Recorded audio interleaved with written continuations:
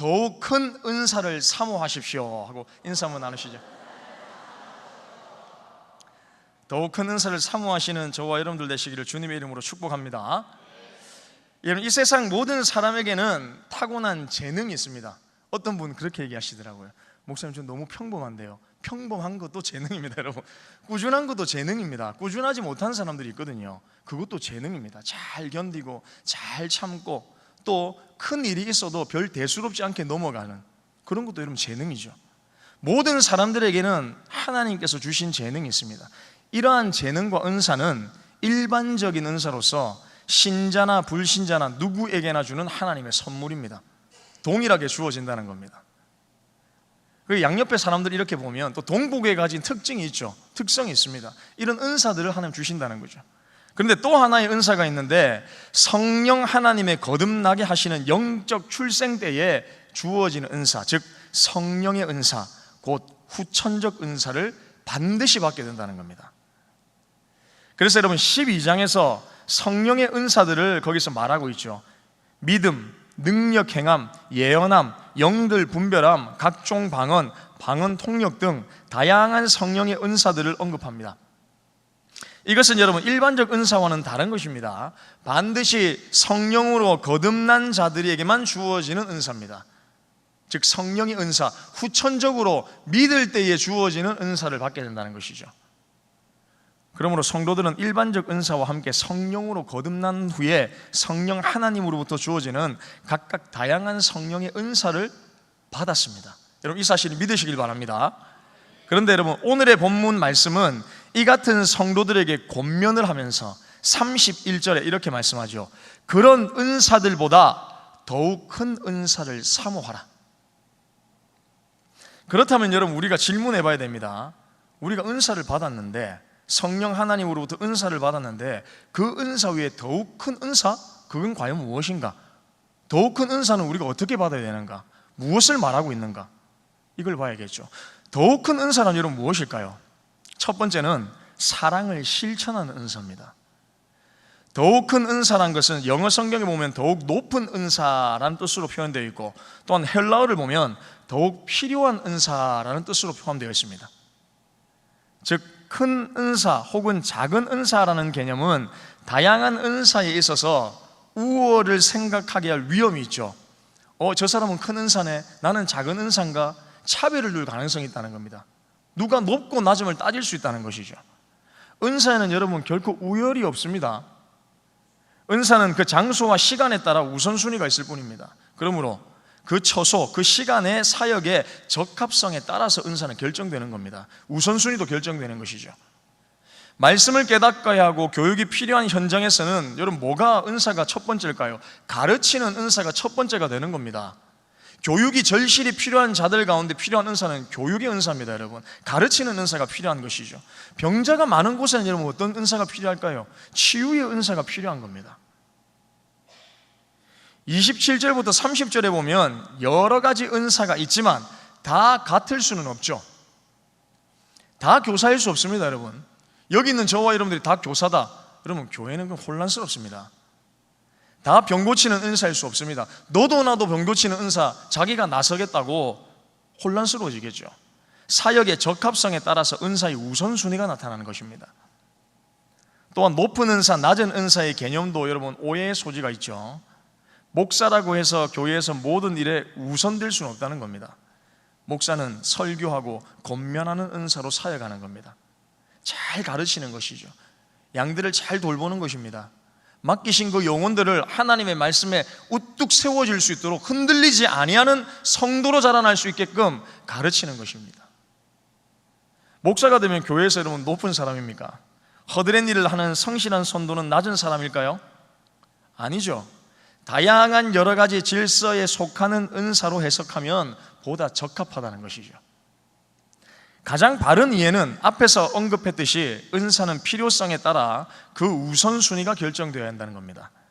그렇다면 더욱 필요한 은사는 여러분 어떤 은사일까요? 바로 이어지는 고린도전서 13장 1절부터 3절에 이렇게 말씀합니다. 우리 다 같이 한번 읽어보겠습니다. 시작.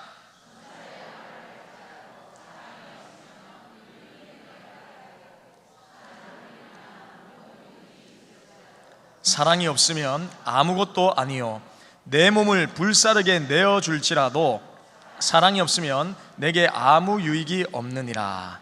아멘. 이렇게 말씀합니다. 그러므로 여러분, 사랑을 실천하는 은사가 필요하다. 사랑이 없으면 소용이 없다는 겁니다. 아무리 풍성한 은사를 가지고 있다 할지라도, 사람들이 눈여겨보는 은사, 재능을 가지고 있다 할지라도 사랑이 그 속에 존재하지 않으면 아무 유익이 없다는 것이죠. 사랑은 여러분, 은사가 아니라 모든 은사의 목적입니다. 그러므로 모든 은사는 반드시 사랑이 전제가 되어야만 합니다. 고린도전서 16장 14절에서 사도 바울은 말합니다. 너희의 모든 일을 사랑으로 행하라. 사랑을 실천하는 은사가 필요하다는 것이죠. 그렇다면 여러분, 왜 사랑으로 은사를 사용해야 될까요? 사랑이 전제가 되지 않은 상황에서 시행하는 은사는 반드시 자신을 드러내게 되어 있습니다. 자신을 높이게 되어 있습니다. 그리고 공동체에게 아무런 유익이 되지 못한다는 겁니다. 자기만이 높아지는 겁니다. 간단한 예로 여러분, 예수님의 십자가를 기억하십시오. 예수님은 자신이 고통을 당하고 십자가를 지는 것을 사명으로 생각했습니다. 이 땅에 오신 목적으로 생각했습니다. 그러나 그 사명 속에 반드시 포함되어야 할 것이 있습니다. 여러분, 십자가를 생각할 때에 반드시 기억해야 될 것, 잊어서는 안 되는 것, 그것이 여러분 무엇이냐? 사랑입니다.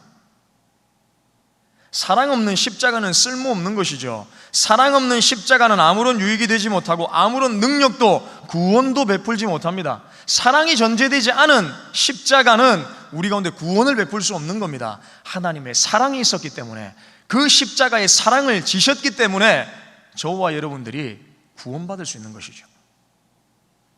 하나님의 사랑이 예수님 안에 있었기에 그 사랑으로 십자가를 지셨고 우리를 위해 고난과 죽음도 여러분 이겨낼 수 있었다는 것이죠.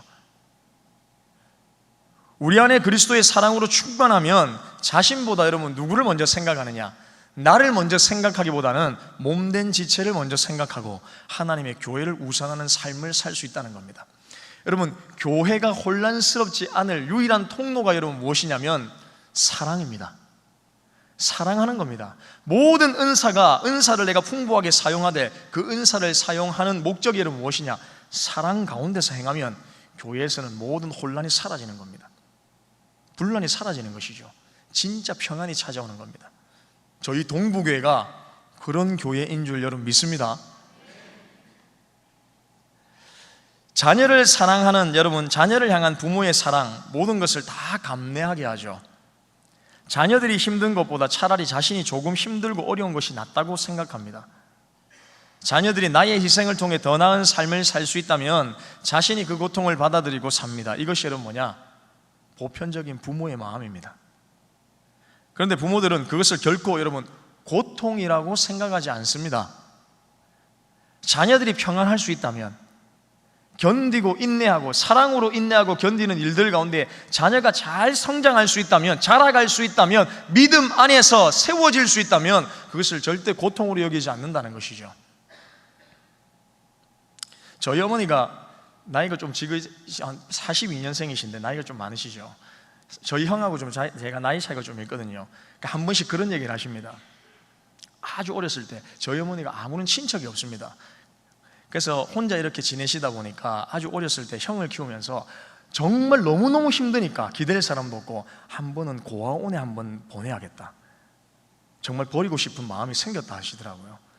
근데 결국 한 번 놔둬놨다가 다시 데리고 왔대요. 가지고 온 게 아니라 데리고 왔대요, 형을. 그래서 제가 물어봤어요.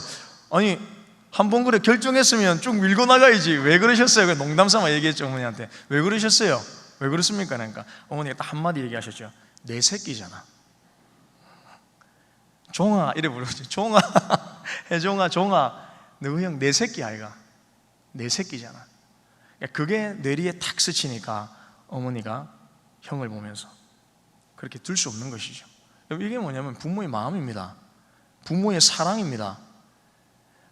살아가는 인생의 여정 가운데에 자녀들이 나를 괴롭게 한다 할지라도 사랑으로 인내하는 겁니다. 견뎌내는 것이죠. 그것을 고통으로 받아들이지 않습니다.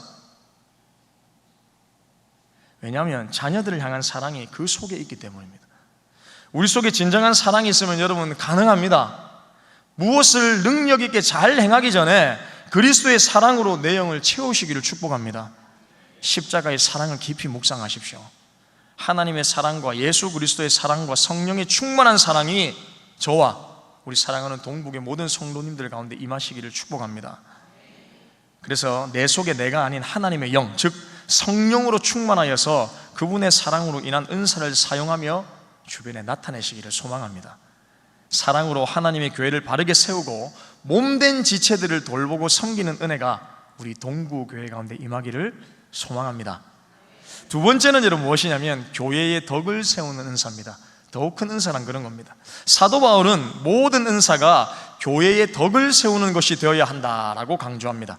고린도전서 14장 3절에서 말합니다. 다 같이 한번 읽어볼까요? 시작. 방언을 말하는 자는 자기의 덕을 세우고 예언하는 자는 교회의 덕을 세우나니. 아멘. 자기의 덕을 세우는 것 매우 중요하죠, 여러분. 하지만 먼저 교회의 덕이 되도록 은사가 시행되어져야 된다는 겁니다. 교회의 덕을 세우지 못하는 은사는 절제되어야 됩니다. 절제되어야 됩니다. 14장 5절에는 이렇게 말씀합니다. 방언을 말하는 자가 통역하여 교회의 덕을 세우지 아니하면 예언하는 자만 못하니라. 뿐만 아니라 14장 12절에서는 교회의 덕을 세우기 위하여 풍성하기를 구하라. 그렇다면 여러분, 덕이 무엇일까요? 여기 성경에서 말하는 덕은 과연 무엇일까요? 사전적 의미에서의 덕이라는 것은 단어의 뜻을 살펴보면 이와 같습니다. 첫 번째는 도덕적, 윤리적 이상을 실현해 나가는 인격적인 능력, 이게 덕입니다. 두 번째 의미는 공정하고 남을 넓게 이해하고 받아들이는 마음이나 행동. 그리고 마지막 세 번째는 베풀어준 은혜나 도움을 여기서 의미하는 겁니다. 이게 덕입니다. 그리고 성경에서 말하는 덕을 세운다라는 뜻을 살펴보면 보통 여러분 헬라의 뜻은 이런 겁니다. 세워가는 과정, 품성을 높이는 것, 유익을 주는 것을 우리가 흔히 해석합니다. 그런데 고린도전서 14장 12절에서 덕을 세운다의 뜻을 원문으로 살펴보면 여기서는 조금 더 구체적으로 어떠한 결과를 향한 목적을 이야기하는 겁니다. 그러므로 고린도전서에서 말하는 덕을 세운다라는 말의 뜻은 교회 공동체 전체에 유익을 주는 목적으로 은사들을 사용해야 한다는 겁니다. 은사의 사용 목적이 무엇이냐? 교회에 유익을 끼쳐야 된다는 것이죠. 즉 덕을 세운다라는 사전적 의미와 성경에서 공통적으로 주는 메시지는 자신을 향한 유익이 아니라 덕은 나 자신을 유익하게 하는 것이 아니라 그 이상을 뛰어넘어서 상대방을 배려하고 세워나가는 능력, 공동체에게 유익과 은혜를 끼치는 능력을 여기서 의미한다는 것이죠. 성령의 은사는 바로 이러한 덕을 세우기 위해 우리에게 주어진 것입니다. 그러므로 덕을 끼치지 않는 은사는 잘못 사용되고 있는 것이죠. 그래서 바울은 성령의 은사에 대한 유익도 분명히 말하고 있지만 성령의 은사가 올바른 목적을 위해서 사용되지 않을 때는 오히려 교회 공동체를 혼란에 빠뜨릴 수 있다고 함께 여기서 경고하고 있는 겁니다. 은사가 주어진 것으로 만족하는 것이 아니라 이것을 잘 사용하지 못했을 때에 자신만을 위해서 사용했을 때에는 교회에 오히려 혼란을 야기시킬 수 있다는 것이죠. 그래서 특별히 모든 영적인 은사들은 오직 교회 공동체 전체의 유익을 돕는 목적으로 사용해야 된다는 사실을 우리는 반드시 기억해야 됩니다. 성령으로 거듭난 사람들이 모여서 교회를 이루고 몸된 교회를 세우기 위해 허락하신 은사는 결코 자신의 개인적인 이익을 위해 사용해서는 안 되는 것임을 기억하십시오. 그러므로 모든 성도들은 자신의 은사가 자기보다 먼저 교회를 위하여 시행되어야 하고 그때 은사가 헌신의 미천으로 사용될 수 있음을 분명하게 깨달아야 된다는 것이죠. 자신을 위함보다 성도들을 위하여 우리의 은사들이 사랑과 헌신의 자본이 되도록 살아가시기를 주님의 이름으로 축복합니다.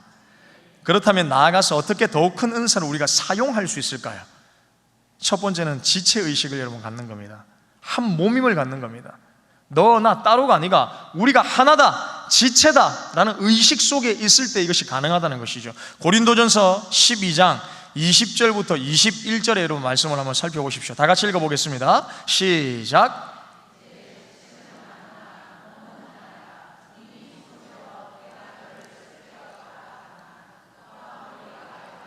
내가 너를 쓸 데가 없다 하지 못하리라. 아멘. 여러분, 이 말이 뭘까요? 다른 지체를 바라보면서 부정하거나 멸시해서는 안 된다는 겁니다.